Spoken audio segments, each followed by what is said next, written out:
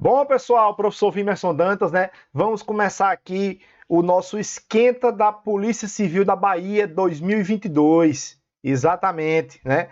Vamos entender aí alguns tópicos do edital e, obviamente, eu trouxe também algumas questõezinhas para a gente começar nessa caminhada.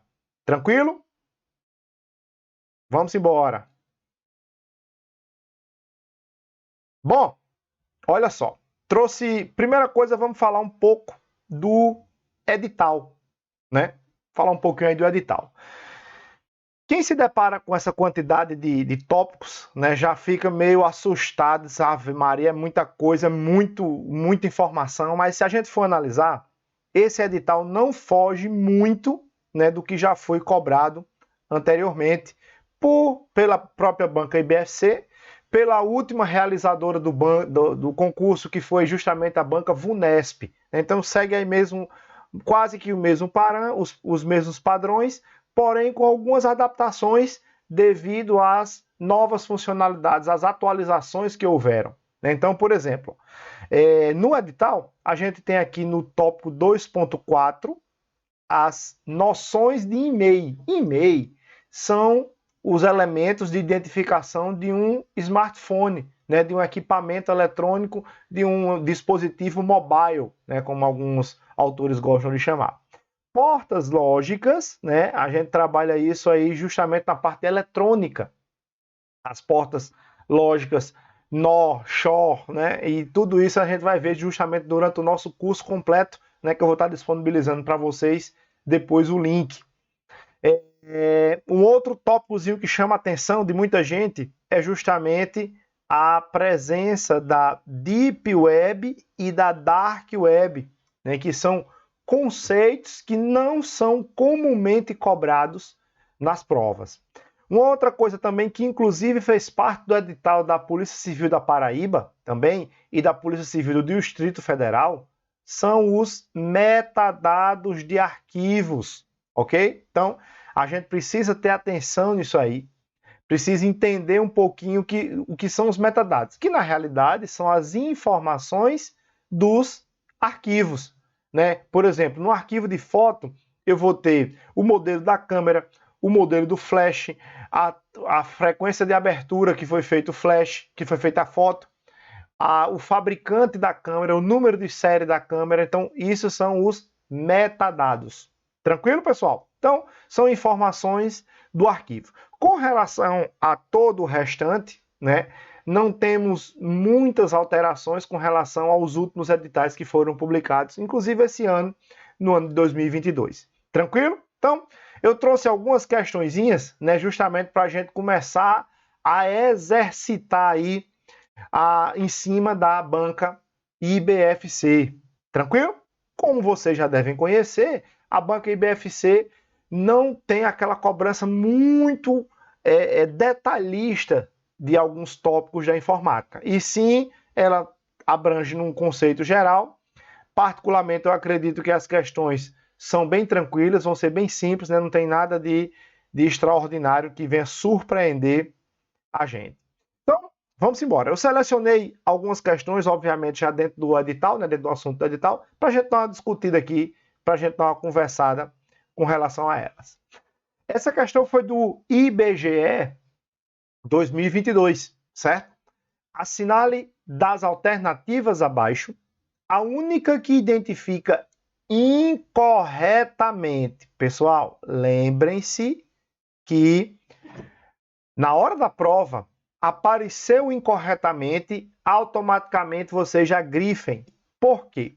A gente está muito acostumado a responder questões que perguntam qual é a resposta correta, né? E quando vem um tipo de questão destoando do que a gente está acostumado, a gente tende a errar. Tenham muito cuidado com isso, ok? Então, assinale das alternativas abaixo a única que identifica incorretamente um dos vários tipos comuns de vírus ou malwares, né? Então veja que ele já abrangeu ainda mais, porque o malware é uma categoria de aplicativos maliciosos. Então, vamos lá. O firewall, ele é um malware, ele é um programa malicioso? Não, pessoal. O firewall, a função dele é justamente filtrar tudo que chega e tudo que sai através da nossa rede do computador, né? Então, a rede de computadores, ela é formada por dispositivos que enviam e recebem informações. E o firewall faz justamente essa barreira, né? Cria um filtro baseado em regras, justamente com o objetivo de evitar a entrada e a solicitação de informações por pessoas não autorizadas. Tranquilo? Então, o firewall é um sistema de segurança. Ele não faz parte dos tipos de malwares. Com relação aos tipos de malwares, nós vamos ter o worm, né, que a tradução literal dele é justamente um verme, ou seja, ele não necessita que os usuários executem ele. Ele tem a capacidade de se auto-replicar, de se autopropagar pelas redes, ok? O Trojan, né, esse termo aí foi colocado em inglês, né? O termo em português é o famoso cavalo de Troia, certo? Que é justamente o termo em português. O cavalo de Troia, a exemplo de outras ameaças, né, ele vai precisar que você execute-o e, além das ações para que ele foi criado, por exemplo, você baixou um aplicativo que era um jogo, então você vai conseguir jogar tranquilamente. Porém, além dessas atividades, né, para as quais ele foi desenvolvido, você também vai ser, vamos dizer assim, vigiado, né? O aplicativo do jogo vai fazer ações que você desconhece, ações ocultas, que normalmente serão ações maliciosas. Tranquilo?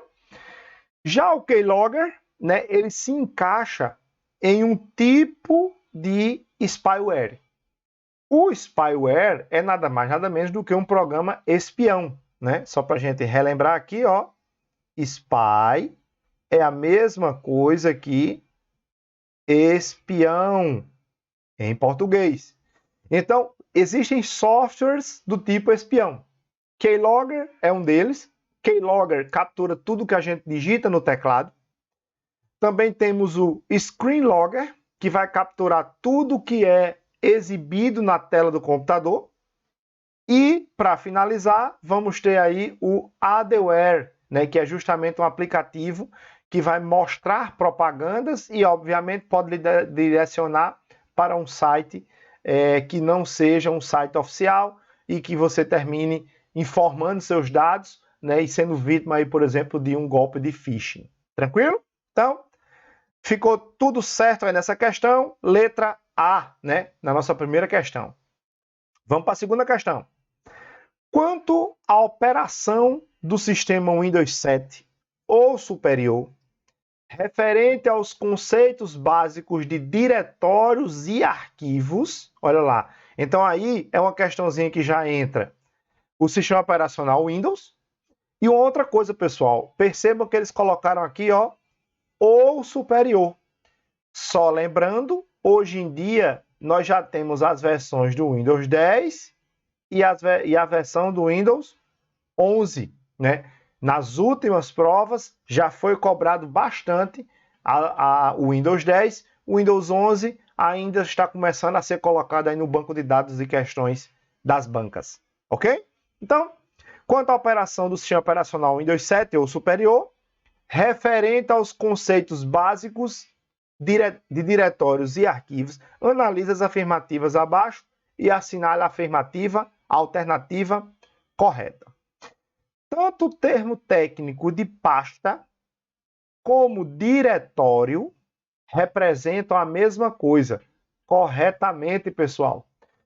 O termo diretório era utilizado antigamente quando a gente utilizava um sistema operacional chamado MS-DOS, Microsoft Disk Operation System. Então, esse termo diretório era utilizado antigamente. Hoje, né, atualmente, a gente utiliza o termo pasta, ok? Que é a pasta de arquivos do nosso sistema operacional Windows.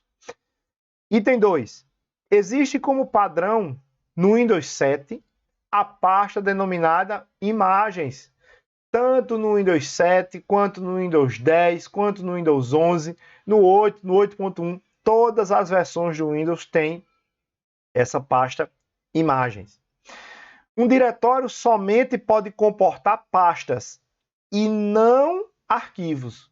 Ele está afirmando que dentro de um diretório ou dentro de uma pasta, eu só posso ter subpastas.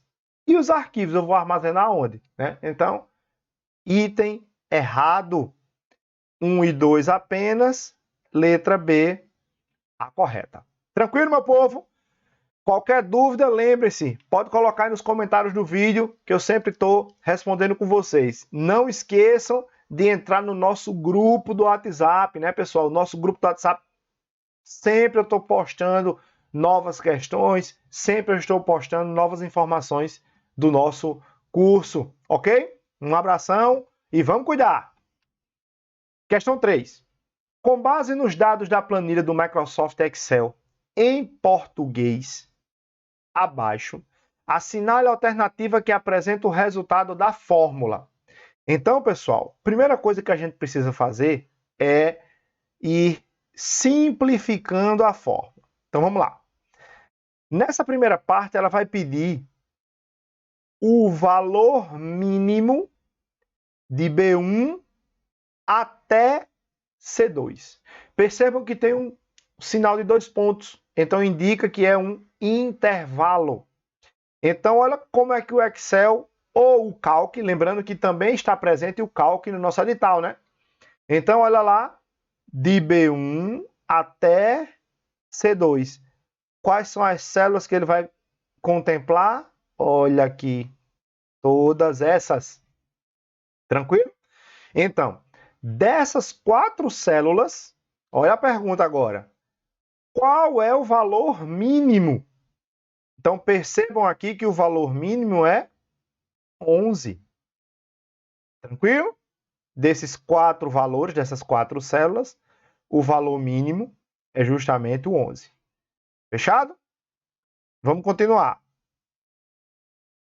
Vezes continuum.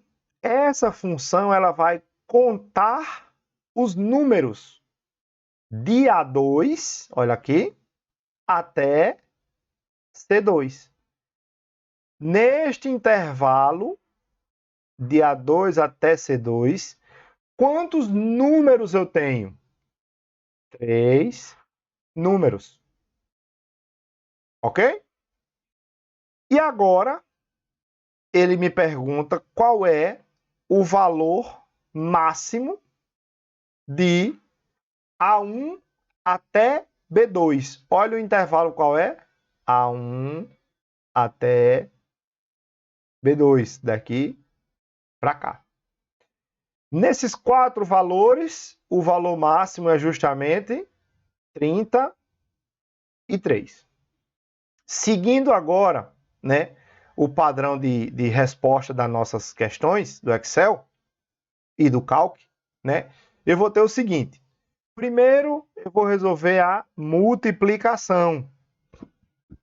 Então, 11 vezes 3, 33, mais 33. E agora eu chego no resultado final, que é justamente 66, letra A. Ficou claro?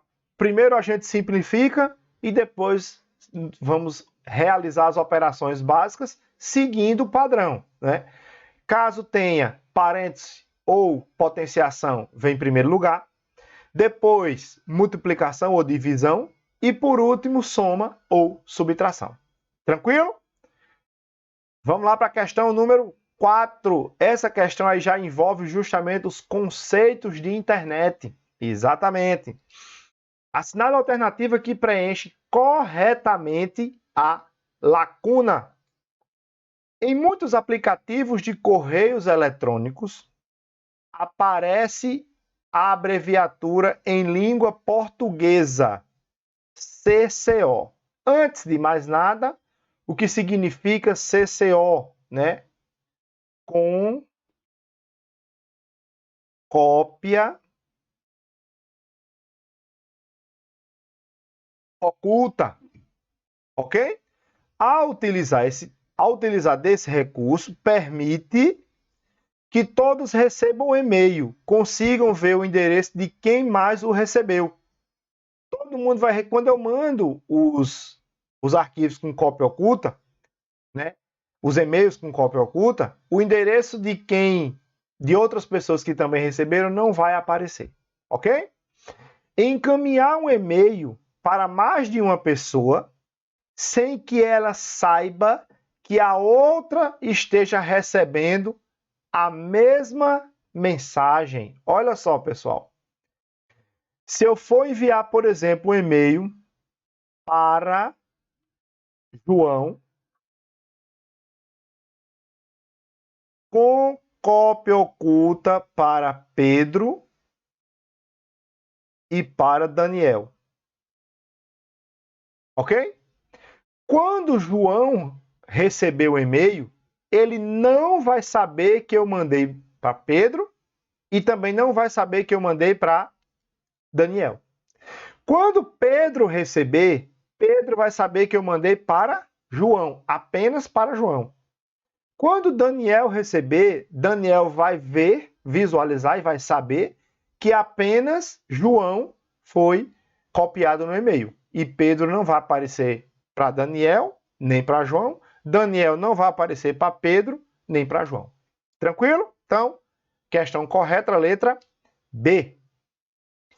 Quanto a um dos principais esquemas de segurança da informação, é um outro tópico aí, né, do nosso edital, o backup. Como todo mundo já sabe, backup é a cópia de segurança, né? Então, como é que eu posso realizar uma cópia de segurança? E o que é uma cópia de segurança? Eu simplesmente tenho os meus arquivos no meu computador e eu crio separadamente em um outro local físico, né, distante do meu local original, justamente uma cópia dos meus arquivos. Então, para eu fazer essa cópia dos meus arquivos, eu posso utilizar um HD externo, como está no item 1 aí? Claro que sim, né? Eu utilizo o HD externo e lembrando, é importante que o HD fique armazenado em um local seguro e que não fique junto dos arquivos originais. Outra coisa, a segunda, armazenamento na nuvem. Pessoal, o armazenamento na nuvem hoje é muito mais utilizado do que o HD externo e do que o pendrive. Por quê? É muito mais fácil de eu armazenar os arquivos. Eu vou ter meus arquivos sempre à mão. Basta que eu tenha uma conexão com a internet, eu consigo baixar todos esses arquivos. Tranquilo? E o pendrive também é uma outra alternativa, né, de armazenamento de uma cópia dos meus dados, apesar dele ser mais prático de carregar, né? Se você tiver um backup dos seus arquivos em um pendrive, é importante que ele fique reservado em um local armazenado e seguro. Tranquilo? Então, todos os três itens estão corretos, né? Da relação apresentada, todos os três são permitidos. Tranquilo, meu povo? Vamos para a nossa última questãozinha desse encontro de hoje, né? Vou organizar, sim, com certeza, mais algumas aulas com resoluções de questões da IBFC. Não esquecendo que o nosso curso vai estar disponível em breve, né? O nosso curso completo de informática para a Polícia Civil da Bahia. Tranquilo? Então, vamos embora. Para dar continuidade ao trabalho em um documento de 50 páginas do Word da Microsoft, né? Então, ele está especificando aí o editor de texto da Microsoft. Necessita-se inserir na página 22, mantendo a formatação, uma nova página. Então, a página 22 já existe e ele quer adicionar uma nova página a ela. Para tanto, assinale a alternativa correta a respeito do que se deve escolher no menu. Uma outra questão, né, com relação ao IBFC é justamente isso. Às vezes, determinadas questões cobram teclas de atalho. E uma outra situação é quando eles exigem o caminho, o procedimento para realizar determinada ação. Nessa situação aí, eu quero adicionar uma nova página, certo? Então, Para adicionar uma nova página, na realidade essa página ela não existe. Então eu vou precisar inserir. E quando eu mandar inserir, eu vou justamente quebrar a página. Quando a gente insere uma quebra de página, simplesmente vai ser adicionada uma nova página em branco a partir do ponto que foi inserida a quebra de página. Ok? Então, questão 6, letra B de bola. Tranquilo, meu povo? Bom, espero que tenham gostado desse nosso encontro de hoje. Em breve teremos novas aulas, né? O nosso curso também vai ser disponibilizado lá no meu site, questõesdeinformática.com.br. Vai ficar disponível para vocês e sempre estou postando novos materiais, novas dicas nas minhas redes sociais, beleza? Um abraço de vocês. Não esqueçam de deixar o seu like aqui no meu curso, né? No meu canal do YouTube, justamente para me fortalecer, para me dar aquele gás para eu continuar gravando materiais para vocês. Ok? Espero vocês na próxima aula. Um abraço e até mais.